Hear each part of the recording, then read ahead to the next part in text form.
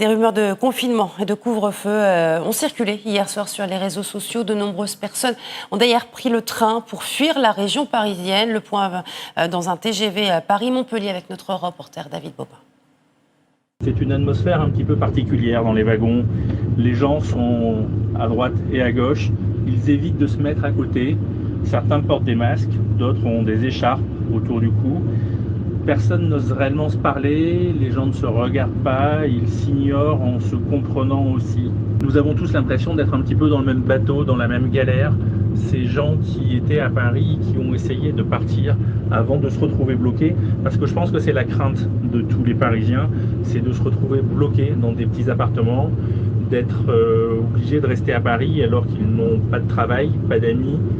Dans ce train ce soir, il y a beaucoup de jeunes, beaucoup de gens entre 25 et 30 ans, des gens qui probablement sont soit de jeunes actifs, soit des étudiants. Et à Paris, les universités et les écoles sont fermées. Donc ils ont décidé probablement de quitter leur petit appartement parisien pour partir en province, de là où ils viennent, pour sûrement vivre cette période qui est compliquée, qui est difficile ailleurs qu'à Paris. Et ce qui est assez intéressant, c'est les regards des gens. On a l'impression, sans se parler, de se comprendre, de savoir pourquoi on est là. On est là parce qu'on essaie d'échapper à Paris quand même, et on essaie d'échapper à ce risque d'enfermement parisien.